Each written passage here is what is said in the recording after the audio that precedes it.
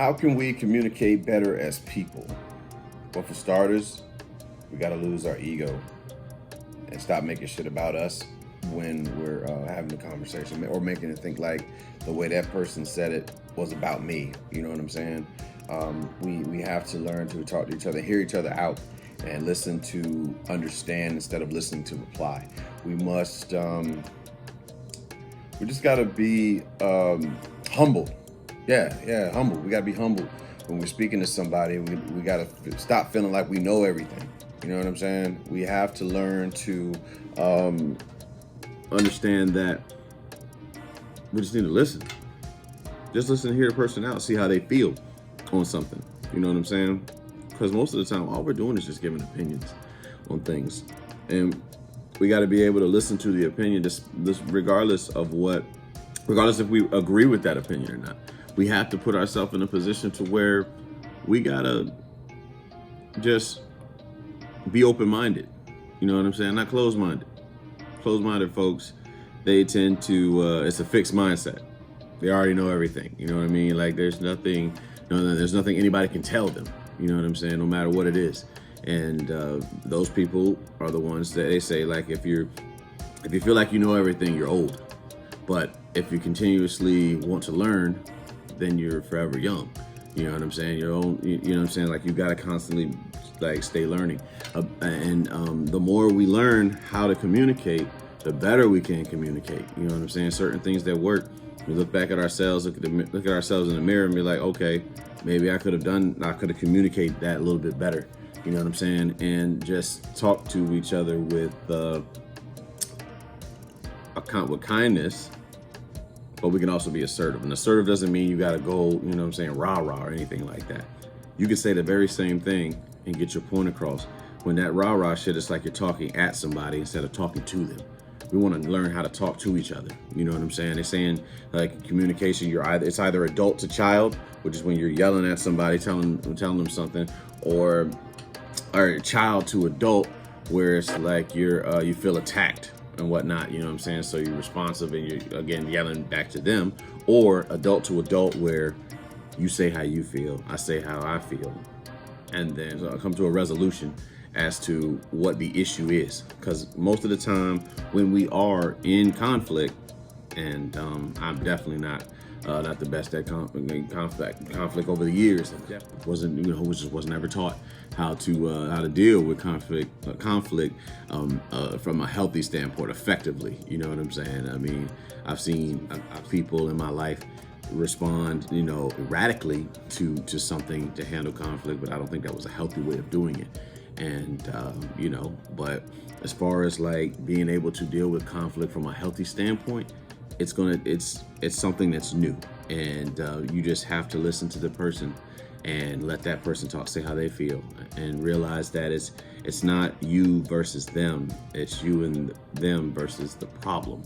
You know what I'm saying? The issue that's being faced. So I feel like if we do those things, you know what I'm saying, we can communicate. We can learn how to communicate better as people.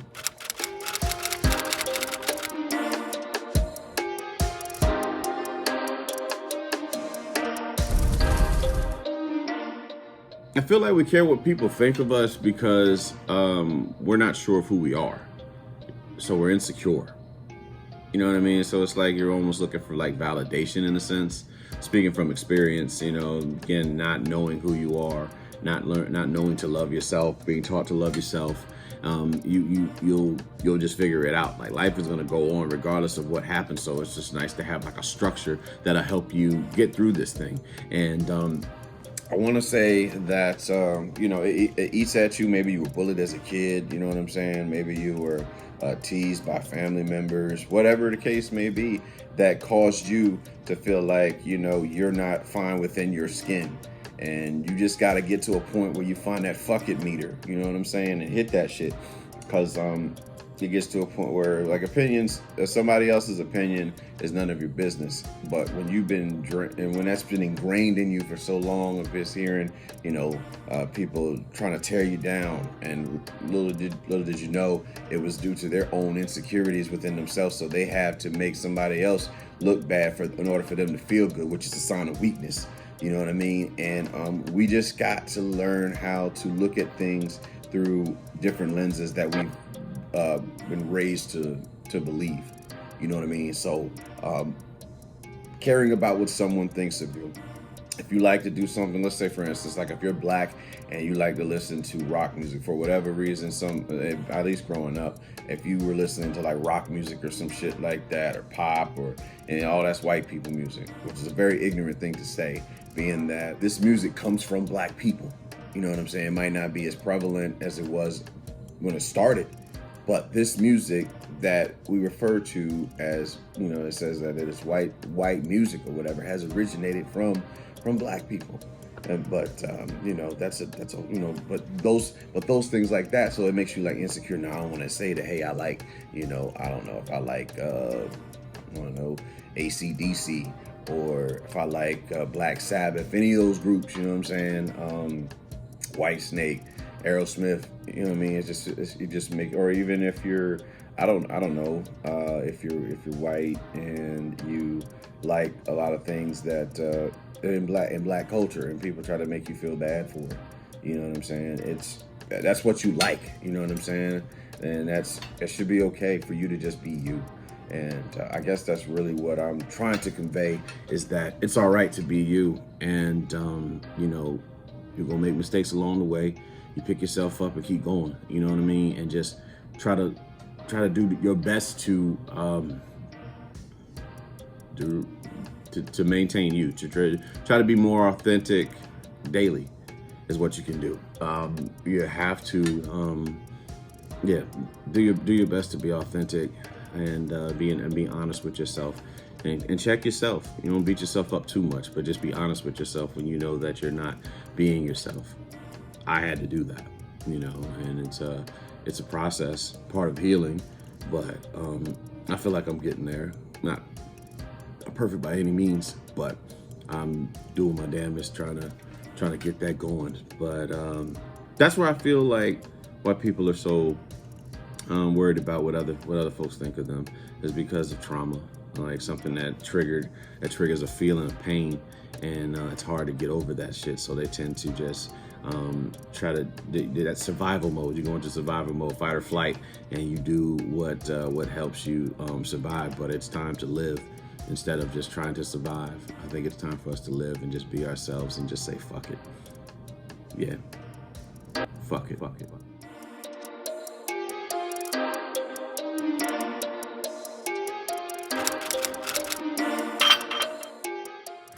What advice would I pass on to my children?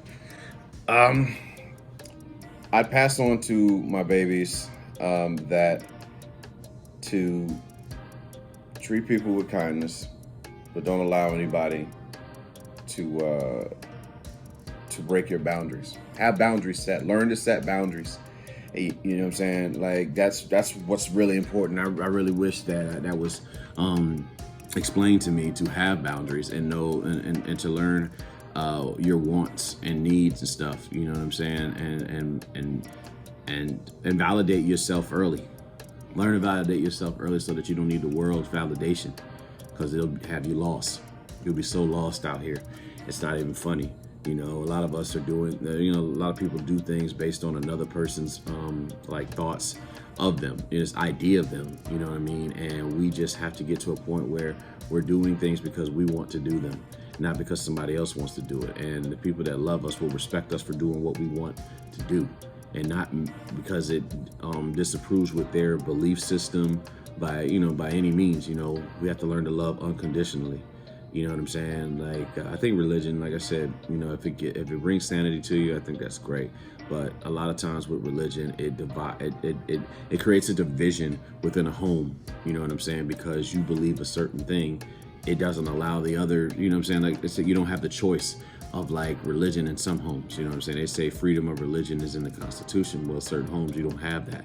You're forced into believing in this. And I don't really think that was created to do that. You know what I'm saying? If anything, religion was created to give a sense of stability, a structure.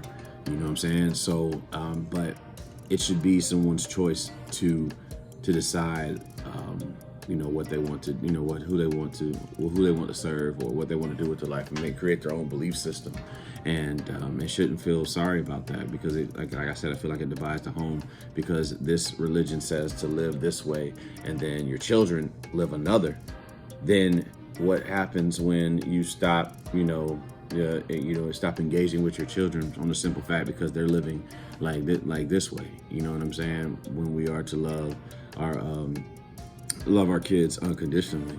You know what I'm saying? It just sometimes it can feel like conditional love, and that, I feel like that is more damaging than not having religion of any sort. So if I can pass that on to my babies, I want them to just be them, to learn that they can be them, and have the know-how to just